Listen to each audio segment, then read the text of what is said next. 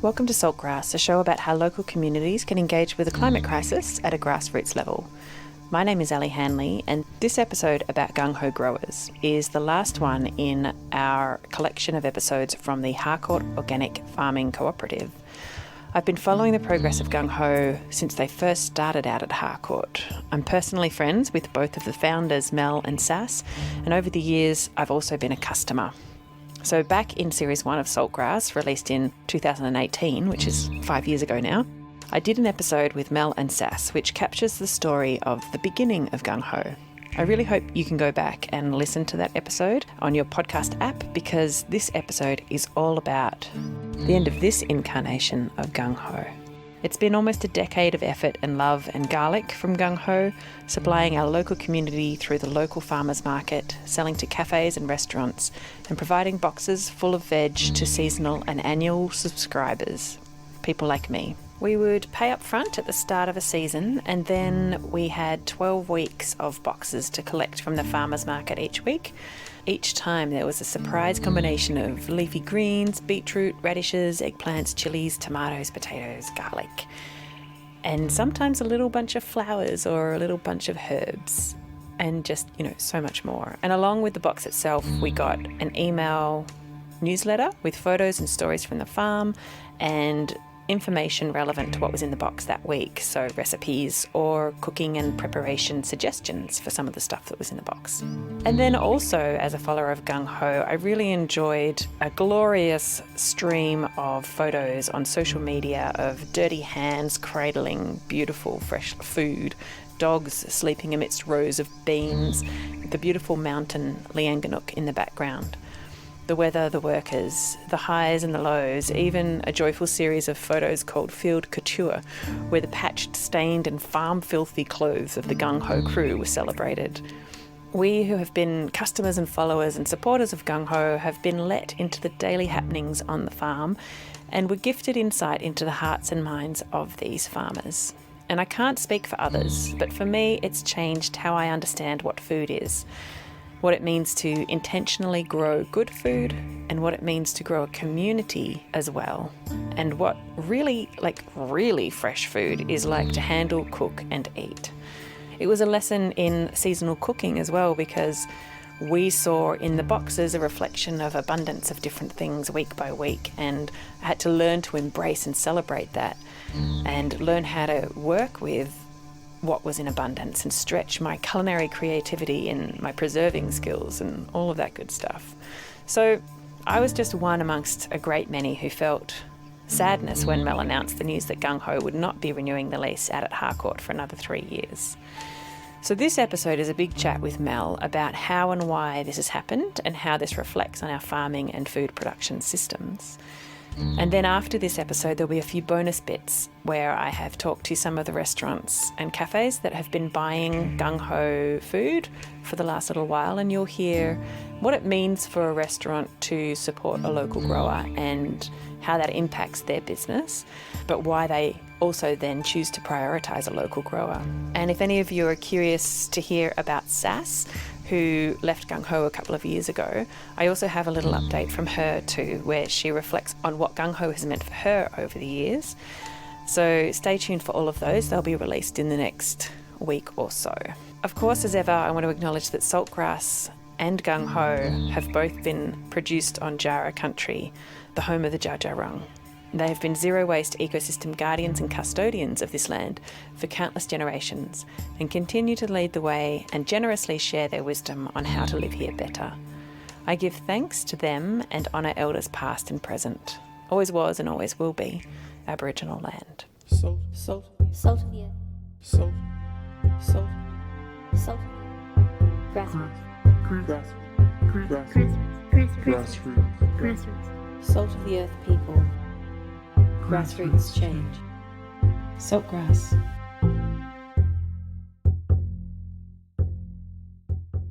Listen to all episodes of Saltgrass on your podcast app or at saltgrasspodcast.com. So I first went and visited all of the farms out at Harcourt Farming Cooperative late last year, which is spring of 2022. I caught up with all of them, except for the native plants nursery, but You know, you've heard in the last few episodes Tess from Cellar Dairy and the Orchard Keepers and Katie Finlay, the landowner. And all of them reflected on how hard the last season has been, with widespread flooding and sodden soils affecting each producer differently. At that point, all of them were doing it tough, but sounding hopeful. And if I had released the interviews I'd recorded back then early this year, so in, say, February, that's the story you would have heard. However, I didn't release those episodes for various reasons, and time and circumstances kept on moving on. And part of me honestly wishes I had released those episodes back when the stories were simpler.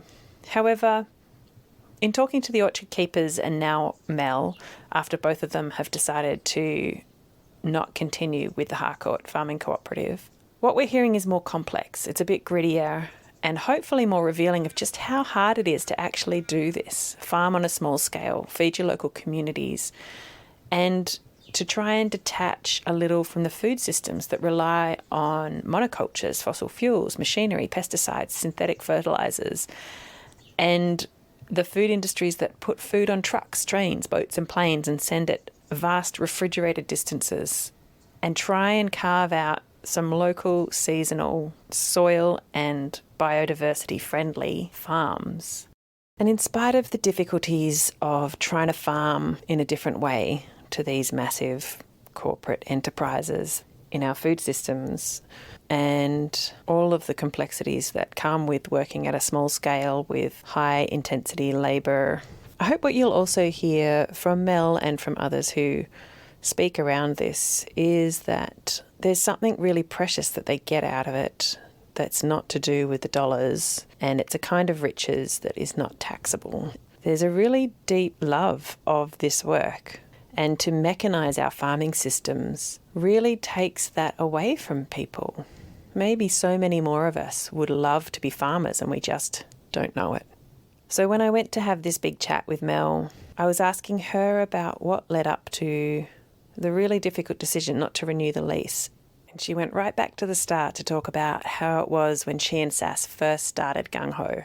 We were so excited. We just wanted to grow. Being able to have land was amazing. Being able to go into this agreement with Katie and Hugh, which was new for all of us and a new thing, was courageous and beautiful and so exciting. We put $200 each into the business. That was our capital, $400. Isn't that amazing? It's kind of crazy when I think tiny. about it now. But we saved for that $200. Yeah.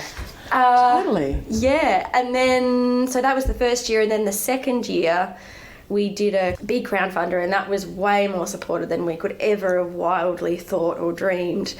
And that enabled us to buy some tools, some compost. So it's always been bootstrapping the whole way. So to get to a point where we could go, okay, we're going to have 2 employees, 2 interns, we're going to pay ourselves, we're going to pay them. It felt like a big step, but we were so ready. You know, it's a leap of faith, but also a leap of hope. Oh, emotional. And a leap of, hey, we've put a lot of groundwork to get here. Yeah, that's right. And that patch of land that we're currently mainly now on, peaches and cream, we knew that with the 2 of us and maybe one person half a day a week harvesting, we needed more labour in order to make that. And we could see that feels like it's possible kind of thing. And we'd just signed on 2 interns, and they were both on Centrelink, so they could get a TAFE subsidy as well as getting a minimal wage from Gung Hoe each week. So their pay was the TAFE subsidy, Centrelink, and what Gung Hoe could give. They were getting $200 a week, and I think we were getting $300 a week each. So that was kind of the financial context, and that was a pretty big step for us. When you first started, you guys barely had a wage at all from this place. Oh, we didn't for years. Yeah. The most we've ever paid ourselves was $300 a week, and that was at that point in time. So that would have been 6 years. But we both worked off-farm jobs to buffer that. But it's always then this interesting thing of, well, we need to put time into the farm, but I need to put time into my off-farm job because that's what's giving me the money, so then I could, you can live. So we can, unfortunately, put petrol in the car and get here, that kind of thing. And pay rent and buy food that you can't grow and all the stuff. Yeah, buy carrots and avocados. So that was winter 3 years ago, and then the pandemic did hit. So Sas gave notice before the pandemic. She had just come to a point where she decided she didn't want to farm with Gung Hoe anymore, and so we had started a process of what that would look like. So that changed things a lot, because we had set everything up in order to be 4 of us with a certain amount of outgoings, let's say, per week. And we had our first 12 months of boxes sign up and go, yeah, we're in. So this is the first time people are committed to a whole year's worth of boxes. 12 months rather than the seasonal ones, correct. Which was super exciting. So we actually had quite a lot of money in the bank, because a lot of people paid up front for that. The team went from 4 to 2. And still the amount of production required with half the amount of labour. Yeah. And so then I had to employ people, and I wanted to do it by the books, which just means super tax, all the things, and you're paying the award rate, which really is, it's not like that's heaps. It should be more. People who've worked here have given so much. That dollar amount per hour isn't...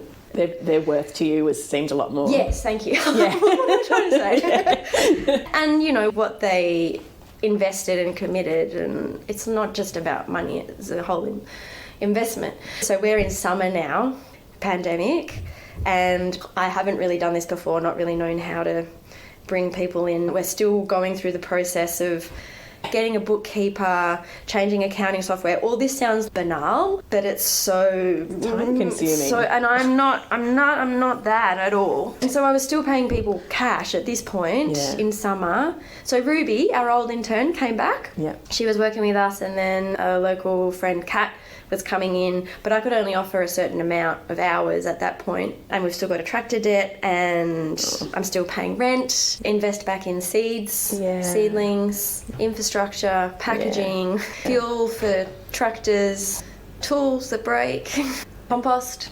Yeah, so that was the situation. So Ruby came back for a while, but she then decided that she needed to go up to North Queensland, and Kat needed more work. So that was the first round. Then we went through the full wave of, all right, everybody's got to go on the books. I'm on a different accounting software. I'm doing the invoices. I'm doing all that stuff. I can see it now. I can see more what it looks like. And so then Claudia was still here, still amazing. And Will, who had been volunteering with us from the start of COVID. So that was that whole team and time. And we all built Peaches and Cream. Yeah, that was that time. Yeah, it was really special. Yeah. Definitely a time. It was a really important thing to understand how there's chapters in everyone's lives, and you can come together for a certain chapter, and other people have different chapters in their lives that they go on to, even if you're still in there.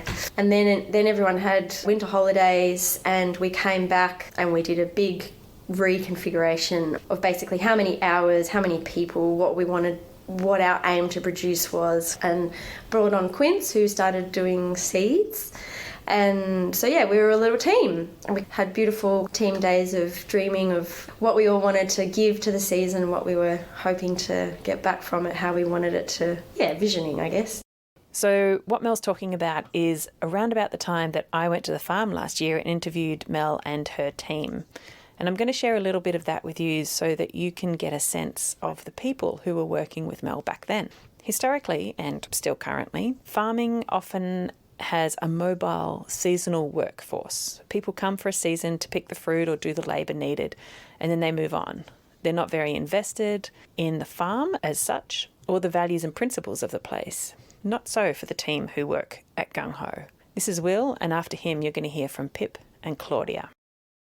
I came out here pretty much at the start of COVID. It was epic. I started as a volunteer coming out here. One day a week there was probably like a crew of like 13 or 14 of us that came out, which provided us with this epic community in amongst a time that felt pretty isolating and hardcore. And so nearly 3 years now, which actually blows my mind. It doesn't feel like that at all. And how did you transition from volunteer to employee?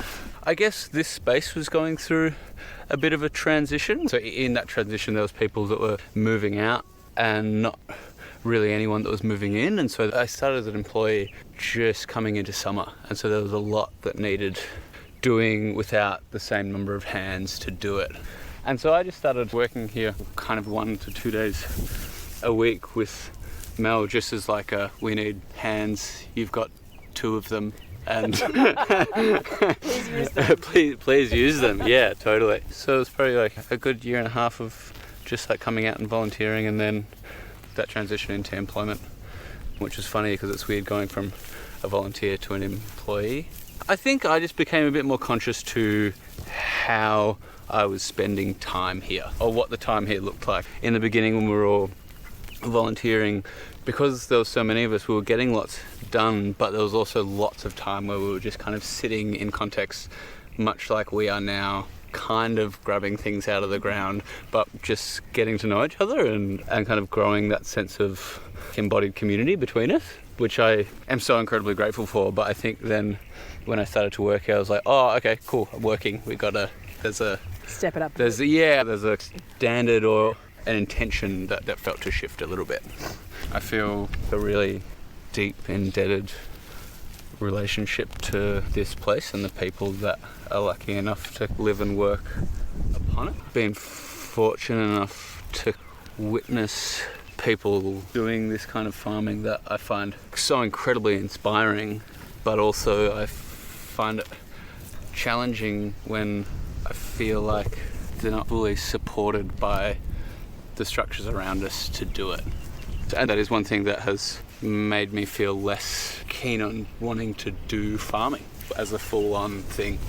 We don't necessarily support these spaces in terms of our expectation around food, prices of it and accessibility to it, and then kind of political structures and economic structures around it don't in any way, I think, support people adapting models that are good across the 3 levels for the farmer, for the land upon which they farm, and for the community that surrounds them.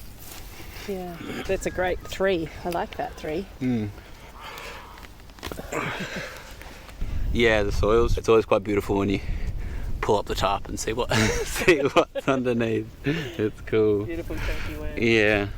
I stopped pointing the microphone at you because I started focusing on the weed more than I was focusing on the interview. Right, Ali. Yeah, Ali. You can come back anytime. My name is Claudia. I came on as an intern in September 2021, and that internship ran through till June, and then I've started back in September as an employee. How was the internship? It was pretty incredible. It was a pretty crazy time because Mel and Sass parted ways during that time, so the business looks very different now to what it did when I started. But I learnt so much in that time. It was very hands-on, kind of getting to see all different parts of the business. It was pretty life-changing, really, in terms of having that day-to-day experience of what farming's like, just being really in that flow of, what happens every day on the farm. I think for me, I've really fallen in love with this way of working, with being attentive to plants and seeing life cycles and working with the elements. I really love that, and I don't think I'd ever be able to not have that as part of my life. But I think before starting the internship, I was like, I definitely want to be like a farmer, start my own market garden. And it's been a huge eye-opener as to just how intense it is. Farmers work massive, 60-hour weeks. And part of me is like, farmers have an incredible work ethic and sacrifice so much to be able to produce food the way that we do. And I have big questions around how to make that work for me, really. I guess this is a particular model of how to farm. And absolutely. There are lots of other ways you could do it with big tractors and lots of pesticides. How do you feel about this method of farming? Yeah, it's very labour intensive as opposed to machine intensive. In many respects, I think it is, I don't want to say it's the way forward because I think there's many ways forward in terms of how we grow our food, but I do wholeheartedly believe in this method of having hands in the soil rather than machines. And how Gung Hoe does things, I think, is so important for seed sovereignty and how we save seed and have seeds that are resilient to the climate and that we have ownership over, not even ownership, but it's not a big corporation that's owning the seeds. We're growing everything else ourselves and saving seed. And in that respect, I think with the changing climate, that is going to be so important to have seeds that are adapted to this area. I'm Pip. I think I'll always be a farmer to some capacity. I think I'll always be growing food or working with animals. It's just a very important part of now who I am, and just feels really important to me to be able to grow food and eat food that I grow and be connected to the land through growing and eating. It just feels like it needs to have more support behind it. This work feels very important for the land and for the people in the community, and is crazy that Mel's having to work such long hours, but there's not any government financial support or anything there in place to honour that importance of this work. Yeah, throughout this time of working on different market gardens and having my own little market garden at one point, it's just like, this is hard work, but this is important work. And how do you continue that? I feel like I just have met a lot of market gardeners now who just get so burnt out and defeated. Yeah, and that's not what we need. So how do we help people do this stuff and help them still stay well in Yeah, themselves? yeah, and have a life outside of farming, nurture those other parts of their lives as well. In the early days of the internship, going, this is crazy that a small handful of us are growing food for so many people, and wouldn't it be amazing if there was more investment in people actually being involved in growing their food? Yeah. And it's not like everyone can do that, but certainly to have more involvement. It's just that many hands make light work. I think there's more to be explored in that, of more community involvement. I actually really love that idea, because before I was chatting to Will as he was weeding, and I couldn't help but weed as I was talking to him, and the microphone kept on drifting because I was concentrating on the weeds. Oh, it's the best way to hang out, weeding and chatting, and I feel like I have the best chats here because when you're working and doing something at the same time, it's just so good, and you're outside and you're feeling energized, and So I find it's really important also because of not just necessarily Gung Hoe, but the whole co-op kind of setup. And in the scheme of things, quite a small piece of land, and there's just so much going on here, and such a hub of energy and activity, and people really believing in what they're doing and not doing it for money, doing it because they believe in it. And you can just feel that. It feels so good to be here. Different things going on, enthusiasm and talk, farm and chats. And it just is an example of how things could be, and if people are willing to open up to these ideas of shared land and multiple enterprises on land, and I think there's a lot of potential there in this kind of model expanding to different places and different farms. I've just been reflecting on, I guess, with the recent floods that have happened here and how different growers have been affected. Some growers towards Trentham can't even get onto their paddocks, and there's a market gardener at Metcalfe who's been totally flattened out. And in some respects, small growers are more kind of vulnerable to the impacts of climate change, but in many ways are more resilient as well, or rather that we actually need lots of small growers to keep feeding the community when one grower's not having a great year, that there's another grower nearby, even though we're in the same area, actually operating in a very different context. You see huge variations in how people are affected even within a small area. And so I think, just having small scale operations actually makes the community more food secure. We were just saying, how do we see ourselves moving forward in the growing world? And it keeps coming back, for me, it has to be quite small scale, manageable and community based, which is almost going back to kind of peasant ways of being. We need people. People want each other. To be just for the sense of community and feel like we're in this together, not just one person out there by themselves trying to make their individual life. Yeah, I do feel like things are changing in that regards. People are wanting and seeing the value in community and the different knowledge that different people can bring.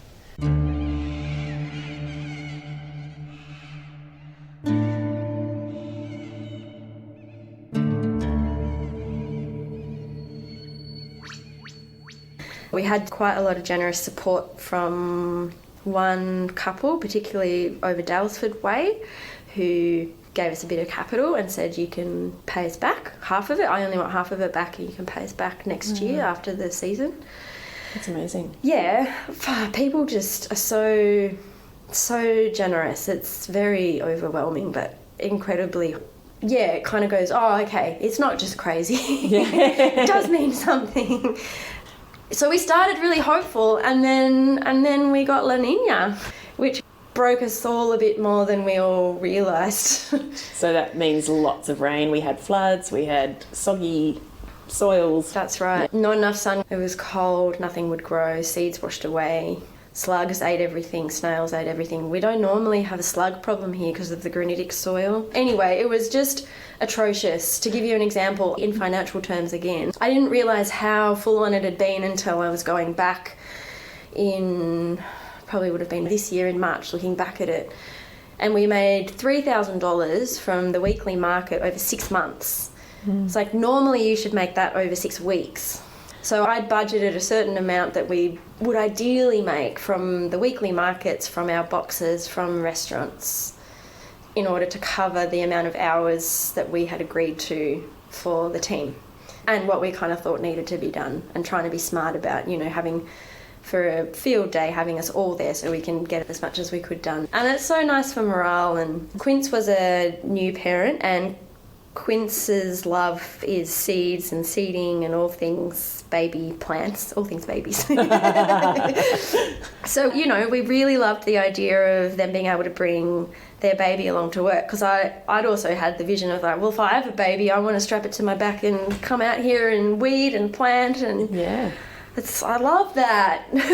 But it didn't end up being ideal, just because I started getting a little bit kind of, well, I don't mind if you're here for 8 hours, but we've agreed on this amount of work to be done, and I can only pay you for these amount of hours. So we figured that out, and then it was just an evolving thing. And then seeds weren't getting planted because Quince had heaps of sick days. Was that linked to having a baby? So if the baby's sick, Quince can't come in. And then they got sick because, and then if the baby's sick and then their partner's sick, then they've got, just the whole thing. It's an interesting conundrum, because that's what happened to the orchard keepers as well. They all have young children. Totally. It's an important, and it all comes back to that such strict, that's what we were talking about, this like strict thing of by the hour and a certain amount, and I think I got really stuck in having to look at things in that frame.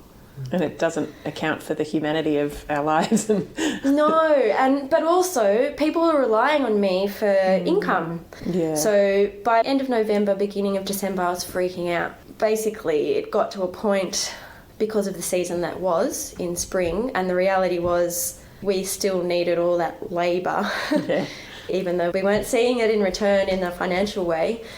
My bookkeeper said to me, Erin, she's like, you need to cut staff. And I couldn't do it. I probably could have done it a bit, but I cut hours instead. That was my decision. And in hindsight, looking at it, it was at that point that we either needed to totally reconfigure how we were doing stuff and make it probably more of a profit share investment rather than a employer-employee. Because then we never made it back, really. We never made it because we couldn't. How could we? And so when you went to the markets on the Wednesday, the farmers market, did you just sell out of stuff because you actually didn't have enough produce to keep the stall replenished, or you weren't able to offer as many boxes for the seasonal boxes because you could see what was happening? We didn't have the produce on the table, and I would preference restaurants and boxes to market. So coming off the back of that season, Will was always going to go back to Melbourne. Pip is a traveller at heart.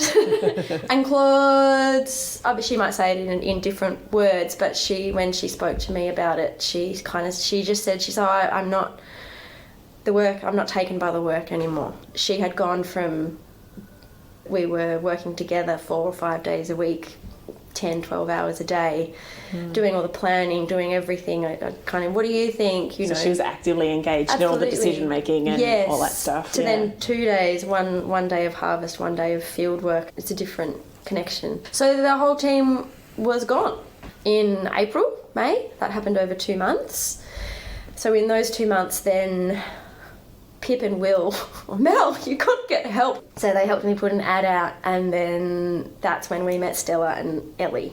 Right. So Pip and Will worked with Stella and Ellie, and that crossover happened as I knew we were getting up to talking about the lease, because it's been 3 years, and so we were coming up to the point where you have to say yay or nay to sign in for the next 3 years.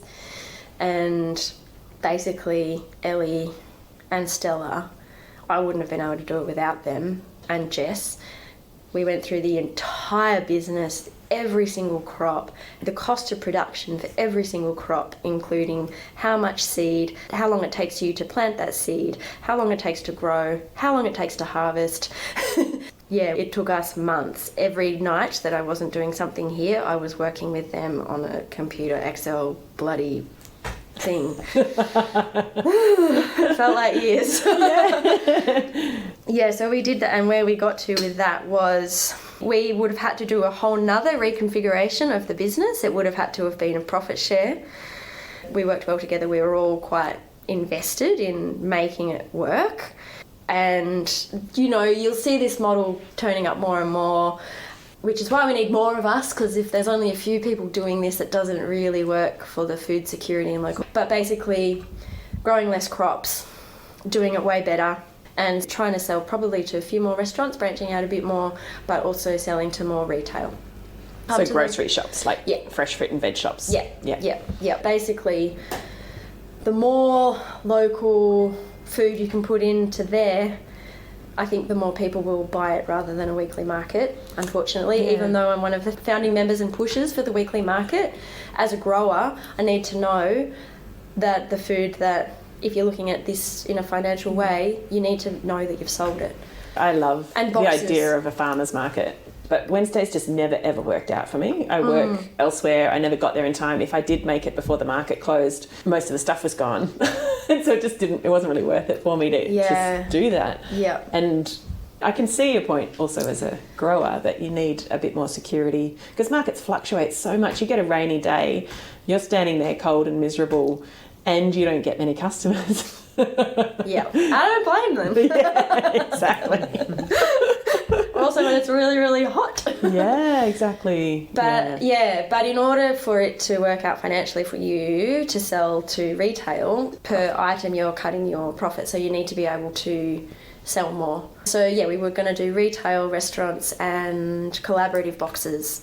So working more with growers, so the other growers that are at the Wednesday markets, and go, okay, cool, what produce will you grow for boxes? We will grow these. And of course, you know, some of it works, some of it doesn't, but then you're getting as a box recipient, I always loved it when you included berries from a neighbouring farm or flour from flowers. And then that also allows you as a grower to really get good at doing one thing instead of trying to grow 20 things. Exactly. And I think through that process, and probably just being here on my own for the last couple of years, well, not on my own, but you were this sole business owner, so it was on you. Yeah. It's going, okay. I've learned a lot. Like, we grow way too many crops, too many. You can never look after that many that well. Yeah. You know, it's kind of like we went from a small productive backyard and tried to make it heaps bigger. And I think we could have still kept a lot of our diversity for plants, animals, birds, bees, all those things, still have a diverse range of produce, but cut down by half at least, probably. Yeah. So it came down to not having any capital, came down to not having the energy to reconfigure again.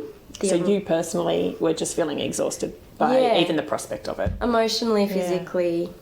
Unfortunately, I was. And I knew that even if we went into a profit share thing, it would take at least one season, probably 18 months, to get your flow, to understand, to go, this is how we need to do this crop, you know, blah, blah, blah. This is what people want. This is how you need it. This is how we can do it. This is what the land, this is how it grows, you know.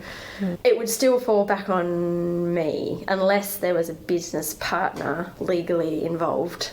And I'd just been through a divorce, and it's terrifying.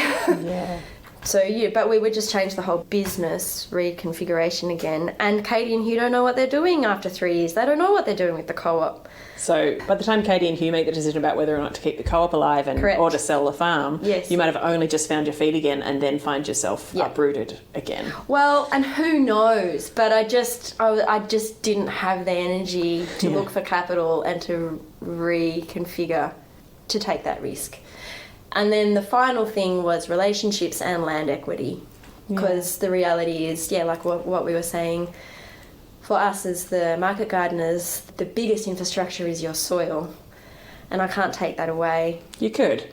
You can scoop it up, put it in a trailer, drive off. I could. Jesus, I've dug for 10 years. We could do it again. Yeah. Yeah, and it might look different if I hate to say it, the financial business bit of it looked different.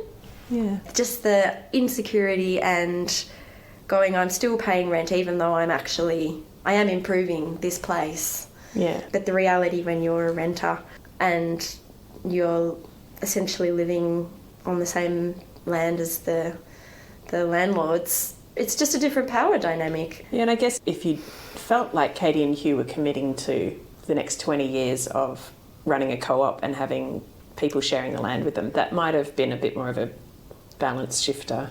It would have been a balance shifter, but it also, I think, and this is something that the model has evolved for all of us. And this is what I'm not saying anything that we haven't spoken about and that we're not on the same page as. And everyone's has different emotions, I guess, and feelings about it because everyone has different levels of investment.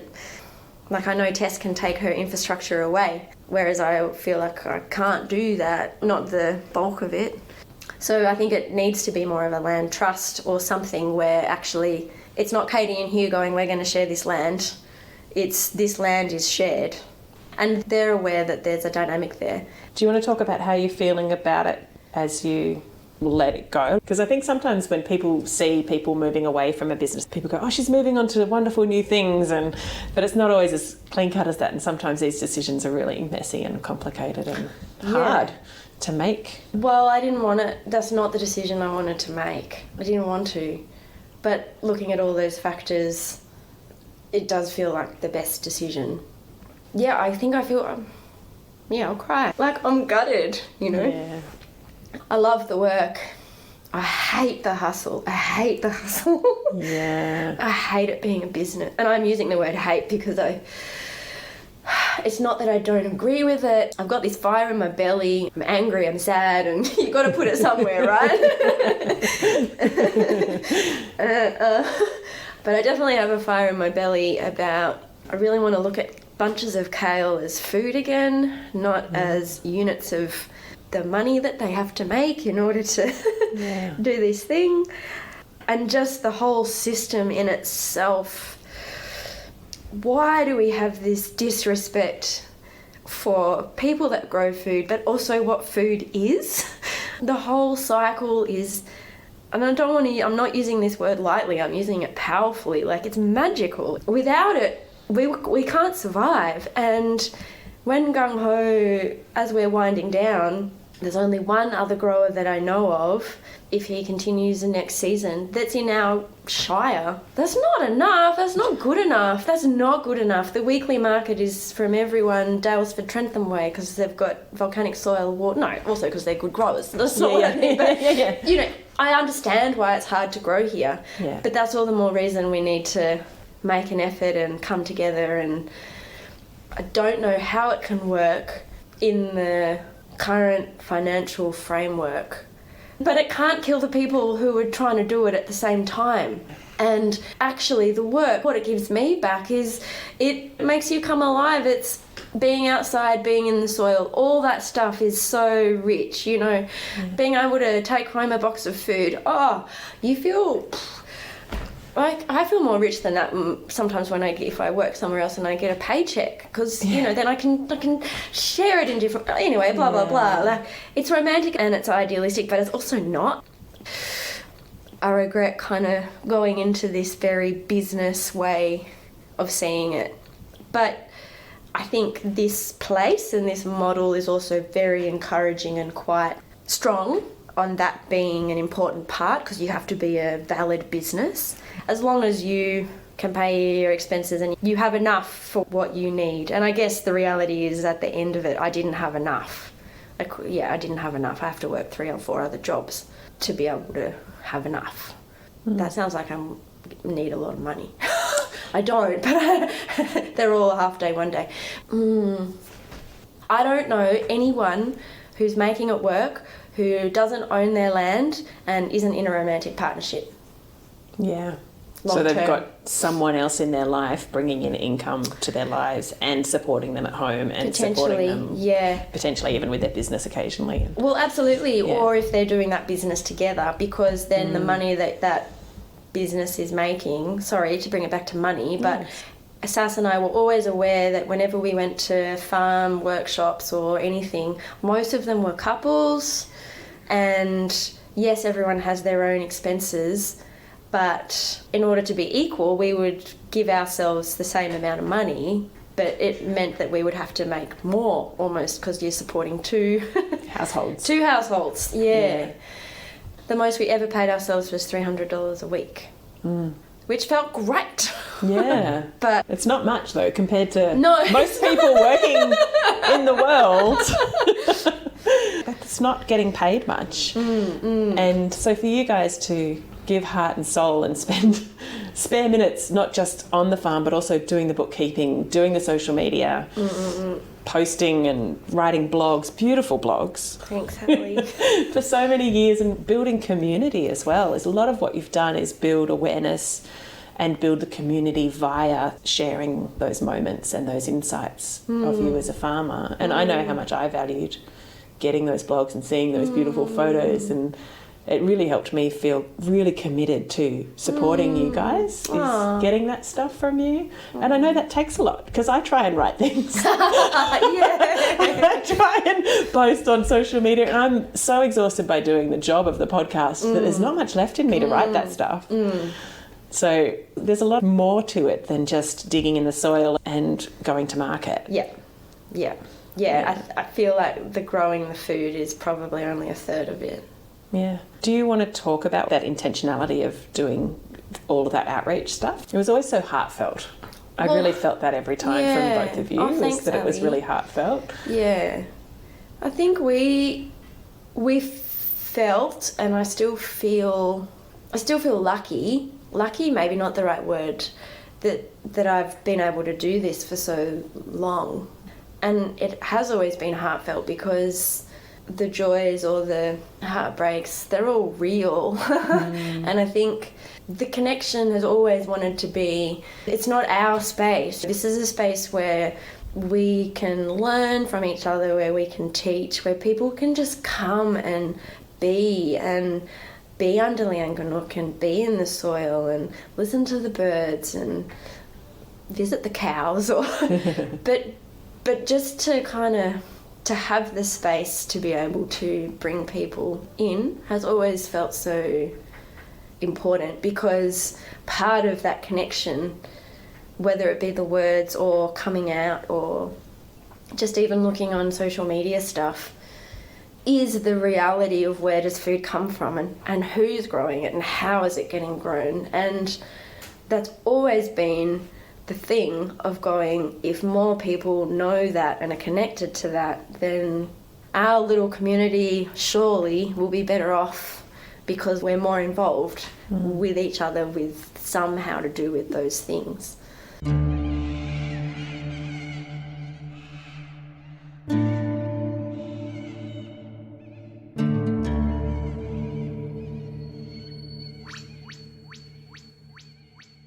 I think this is where we're at. I think this is where the movement's at. For me, being part of the co-op has been an evolving understanding of what's worked, maybe what could be different, but also just evolving of everyone's understanding of what people who don't have land need in order to produce food, or also what the land needs in order to produce food, or what we as a community need to fight for in order for things to happen. Where the energy and responsibility can come from, it's not just landowners, it's not just people who want to be producers. I think we all need to kind of step up to it a little bit. I think it's where the movement is. We're always 10 years behind the UK and North America and stuff, and they're totally looking at all these different agrarian trusts, and there's different models kind of floating around in different stages.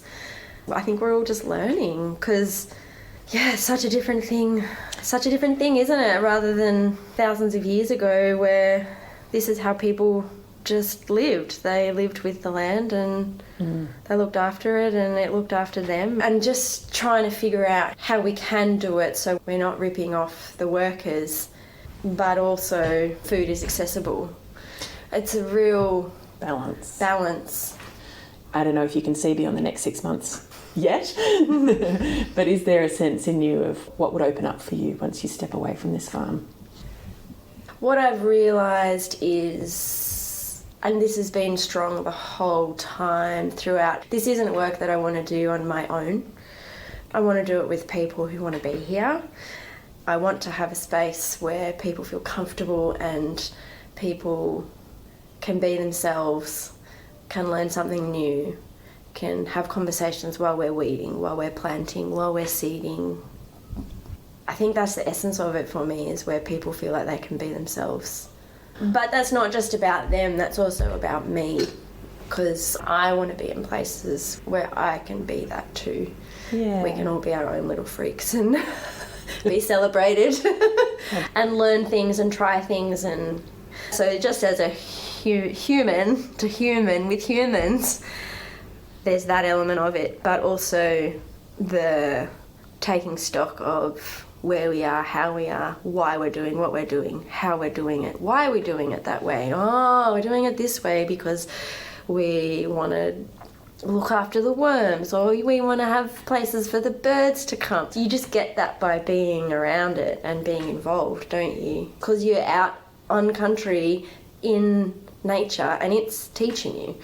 And then the final bit of that is, I think one of the reasons I was sad to see lots of the Gung Hoe crew leave was because I didn't want them to go.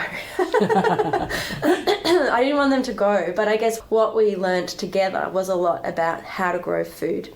The more people that know that, the better. So there's kind of 3 levels of that learning, which is always an exchange, because people always come with their own learnings and knowledge, and that's so priceless, it's invaluable, and not to be underrated or made any less of.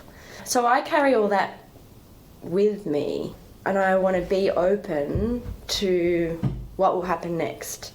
I think the next 6 months is to try and finish off our commitment to the boxes, and to one of the restaurants gave us a bit of credit when they knew times were really hard last year. Like, it just continues, you know, these people going, we believe in you, we believe in what you're trying to do, we want to support you. So I'd like to keep our word as much as we can to that, and part of it I feel like is saying goodbye. So I'm riding the roller coaster of sad and angry, and there is a certain relief of not having to pay wages for myself or anyone else currently. Someone has volunteered to pay Ellie for 3.5 hours a week. Another example of community wanting to support me, I guess, and this place to not just be here on my own, which I'm really grateful for. So we will do that. And the relief of not having to worry so much about money, as long as we pay our way right to the end and can leave without too much debt. But more of it is coming back to all those things we were talking about. I just love this work. And I'm so grateful to have been able to do this and work with this land. I really feel like over the last 3 or 4 years, I really do feel like I have built a relationship here now with the mountain and the seasons, and I don't have the same relationship that I have with where I live, because I've been here and I've been intentionally investing here. And it's a relationship. It's not like I just come here and do my work and go home. Like, it teaches me. I try more and more always to listen and go, oh, okay, the winds are here, or oh, it's going to start getting hot soon, or the soil's going to start drying out. All these things, all these little signs that you notice, because I've been here for so long. It's the longest I've ever been anywhere, Ali, in my life, apart from where I grew up. And so to start to scrape the surface of what a relationship actually is, rather, it's not just extractive. A relationship with land. Yeah. It's not just extractive, it's what I'm sad about. But it also feels that's incredible also at the same time. That you've had it all. Yeah, yeah, absolutely. It takes a long time to start to know a place, and it's just going to get more and more extreme. The floods last year, I had no idea what to do. I had no idea. Absolutely no idea. And it was this weird thing of kind of going, I don't know you. What is this? I have no idea what. But then on reflection now, I go, whoa, that's what you're like when it's like this. And I know that the water flows through you in this way, on these angles, and that means that I shouldn't plant that there if it's ever going to be that rainy again, or I should plant in a dry season, I should plant that there because it'll hold the water. But I wouldn't have known that without that crazy, and it kind of like, okay, you're making even a bit more sense now, even though it's extreme, what you do, who you are. Yeah. Will you farm again? Like, do you think you'll try and set up shop somewhere else, or give it a rest for a bit and see what happens? I am pretty keen to have a rest, so I'm going to concentrate on the next 5 months, not committing to anything in the next 6 months, probably 12 months. But lots of people have sent forward things, which is not what I expected at all. Like offers for come and farm on our land. Come and have a look. Yeah. Cool. So once we get enough stuff in the ground here, I'll go and visit some people and I'll just let things percolate. I'm so keen to just be open and see what evolves. And I want to grow food, and I want to be in a space that I was talking about before, but I also want to look after myself. My ideal is to involve community, involve productive food and learning, and somehow being able to do the work that I love without the hustle. But I'm very aware that if I'm not doing the hustle, then it's paid off to someone else who's doing the hustle. So that's the other fire in the belly. How can we do this so food is seen as food and the magic that it is, and not the hustle? And I don't care if it's idealistic and romantic at this point in time. I think we have to start looking at ways that we can do it differently. Yeah, and always there's exchanges. I don't know what that looks like. It's very easy to say those words. When we did all of our numbers and we were looking at the reconfiguration and all of that stuff, it was still really tight. It was still tight. I think it's going to get more risky because I think weather's going to get more crazy. So you're going to need to be able to invest more in knowing how to grow. Ways that we're growing now, sure, some of the techniques and values underpinning stuff is the same, but I think you'll need to invest in more shade and tunnels and where you get your water from, all of that kind of stuff, in order for it to be something that is more robust. But I feel like we should feel the risk, but maybe it shouldn't just be the grower who feels the risk, or the people who are choosing to support that grower who feels the risk. I don't know how that's spread. I don't know. Let us not forget about the flavour and the beauty of a plant when either you save the seed, or someone gifts you a seed, or you find the seed, or you buy the seed, and it grows a plant that then you can eat. Don't forget that. It's very precious.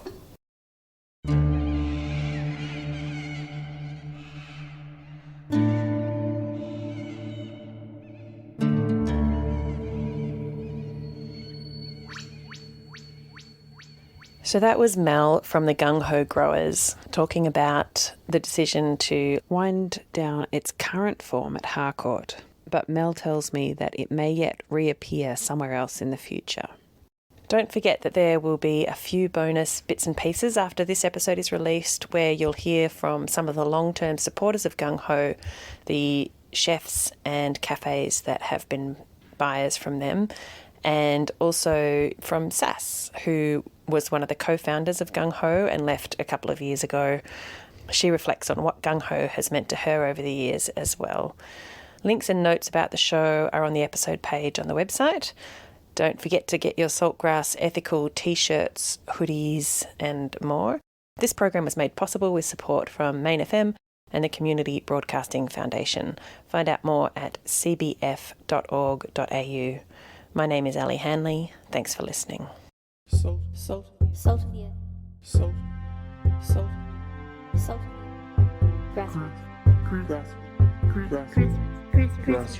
Grassroots. Salt of the earth people. Grassroots change. Saltgrass.